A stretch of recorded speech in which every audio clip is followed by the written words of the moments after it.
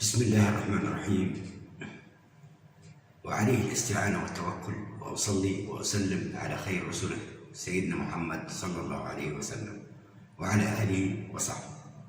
مرحبا بكم، ويسعدني بأن يسعدني أن ألتقي معكم من جديد. سوف أتحدث في هذا الفيديو عن موضوع من أهم الموضوعات التي تشغل بال كثير من الناس، خاصة في الوقت الحديث، حيث يبحث كثير من الناس حول إجابة لتساؤلات كثيرة. التساؤلات حول الغدة الدرقية ثايرويد جلاند. سنتحدث عن الغدة الدرقية ومشاكلها. نتحدث اليوم عن كسل الغدة الدرقية، أو المعروف أيضا بقصور أو خمول الغدة الدرقية، المعروف هايبوثايرويدزم. يحدث كسل الغدة الدرقية عندما لا تنتج الغدة الدرقية ما يكفي من الهرمونات. هذا المرض يمكن أن يصيب أي شخص، ولكن توجد عوامل تزيد من فرصة الإصابة به. يجب زيارة الطبيب عند الشعور بأعراض وعلامات كسل الغدة الدرقية. يكون علاج قصور الغدة الدرقية باستخدام هرمونات تشبه الطبيعية. لا توجد وسيلة لمنع الإصابة بكسل الغدة الدرقية، لكن يمكن التحكم بها بالأدوية. الغدة الدرقية هي غدة تشبه الفراشة أو ربطة القوس، توجد في الجهة الأمامية من الرقبة، وتتحكم بضغط الدم ومعدل نبضات القلب ودرجة حرارة الجسم، وكذلك الوزن وغيرها من الوظائف الحيوية. هرمونات الغدة الدرقية ووظائفها: من الهرمونات الثايروكسين اللي هو T4، له دور رئيسي في تنظيم الهضم ونبضات القلب ووظائف العضلات وتطور المخ، وكذلك المحافظة على صحة العظام. ثلاثيون الثيرونين المسمى T3 له دور رئيسي في تنظيم عمليات التمثيل الغذائي ميتابوليزم والهضم ونبضات القلب والتحكم بالعضلات وتطور المخ والمحافظة على صحة العظام. الكالسيتونين له دور في تنظيم مستوى الكالسيوم بالجسم. نأتي إلى الهرمون منبه الدرقية، أو الهرمون المنشط للدرقية، اللي هو ثايرويد ستيميوليتنج هرمون TSH. هو هرمون نخامي بيتيوتري هرمون تنتجه الغدة النخامية بيتيوتري جلاند، يحفز الغدة الدرقية لإنتاج الثايروكسين اللي هو T4، ومن ثم يتم إنتاج T3 الذي يحث عملية التمثيل الغذائي اللي هي الميتابوليزم في كل أنسجة الجسم تقريبا. بالنسبة لهرمون منبه الدرقية TSH، يحفز الغدة الدرقية لإفراز هرمون الثايروكسين T4.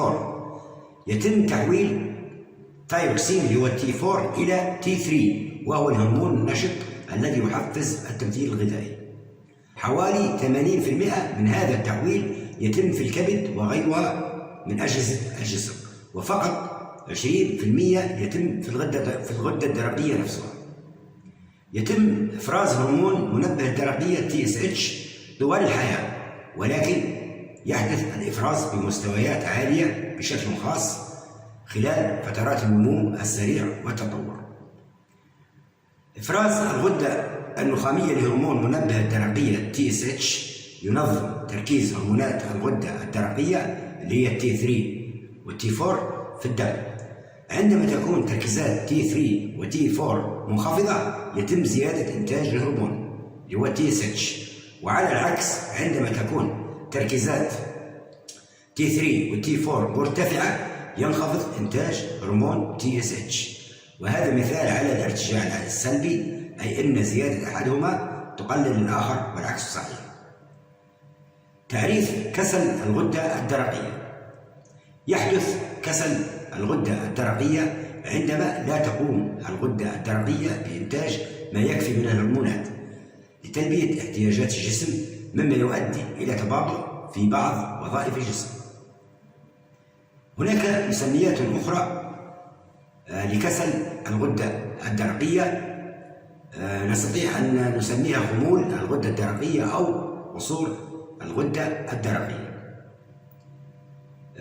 لا ننسى أن نتطرق إلى أسباب قصور الغدة الدرقية.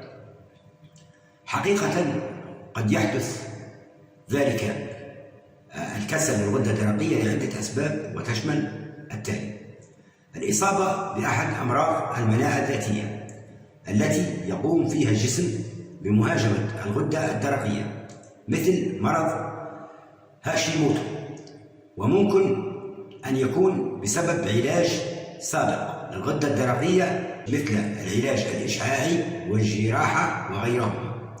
توجد أسباب أخرى أقل شيوعاً تشمل قلة اليود في الغذاء، الإصابة به منذ الولادة يعني مشاكل خلقية، أمراض الغدة النخامية، وكذلك بعض الأدوية. نأتي إلى عوامل خطورة قصور الغدة الدرقية. كسل الغدة الدرقية أن يصيب أي شخص، ولكن تزيد فرصة الإصابة في الحالات التالية: أولاً، يصيب النساء أكثر من الرجال، وأيضاً الذين تزيد أعمارهم على 60 عاماً. كذلك الإصابة المسبقة بأحد أمراض الغدة الدرقية، أو وجود تاريخ عائلي بالإصابة بأمراض الغدة الدرقية. كذلك حالات الحمل أو الولادة خلال آخر 6 أشهر. الإصابة بأمراض المناعة الذاتية مثل التهاب المفاصل الروماتويدي والسكري من النوع الأول وغيرها من الأمراض. أعراض كسل الغدة الدرقية: تختلف أعراض كسل الغدة الدرقية من شخص لآخر، ومن أشهرها الشعور بالبرد على الرغم من حرارة الجو، عدم التركيز، كذلك الإرهاق، زيادة الوزن، انتفاخ الوجه، الحساسية المتزايدة تجاه البرودة، أيضا ألم في المفاصل والعضلات، كذلك الإمساك، جفاف البشرة،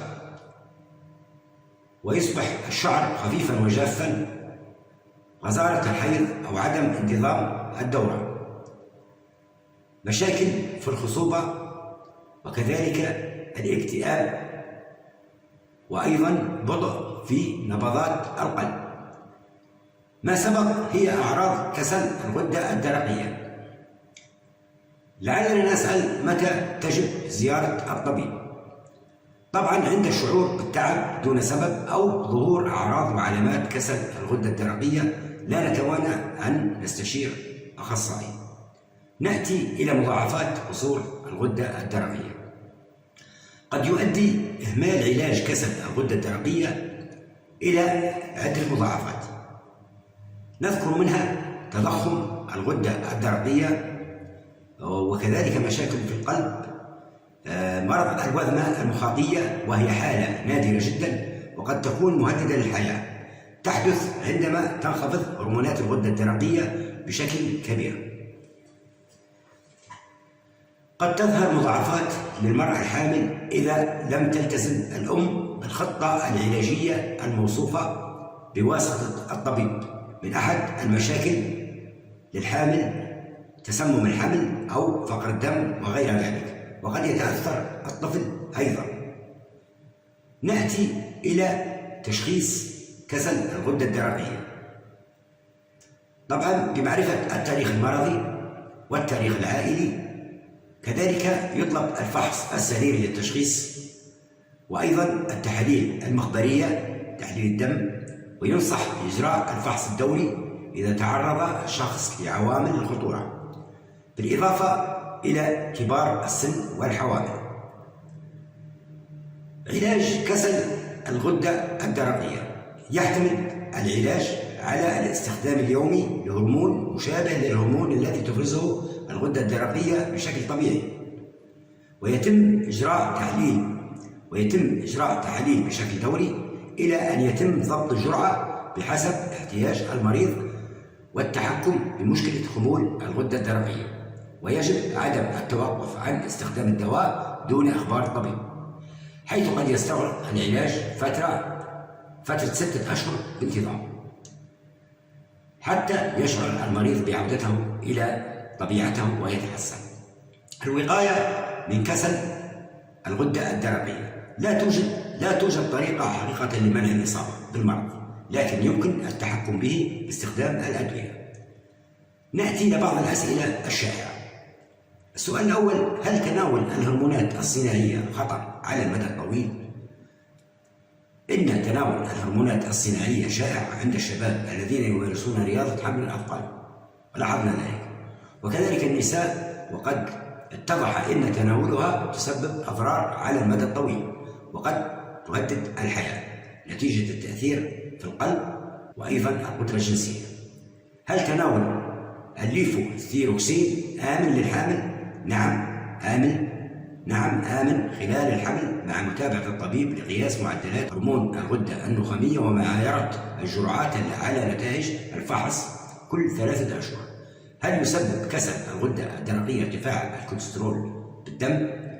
ارتفاع هرمون الغدة النخامية المصاحب لكسل الغدة الدرقية يؤدي إلى ارتفاع معدلات الكوليسترول بالجسم. هل توجد أطعمة معينة ينصح بتناولها أو تجنبها للمصابين بكسل الغدة الدرقية؟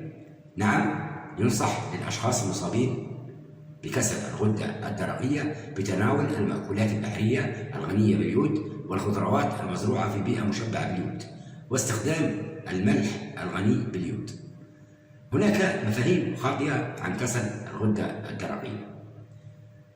هناك قول يقول لا يؤثر كسل الغدة الدرقية في الحامل. الحقيقة كسل الغدة الدرقية له تأثيرات خطيرة على الحامل، حيث أنه يؤدي إلى الإجهاض وتشنجات الحمل وموت الجنين في بعض الأحيان، وكذلك الولادة المبكرة، وكذلك له تأثير في النمو العقلي والبدني للجنين. نسأل الله أن يحفظكم ويمتعكم بوافر الصحة والعافية إلى أن ألتقي بكم مجددا. أستودعكم الله مع كل الود والحب والتقدير. أخوكم سعد الفلاح. السلام عليكم ورحمة الله وبركاته.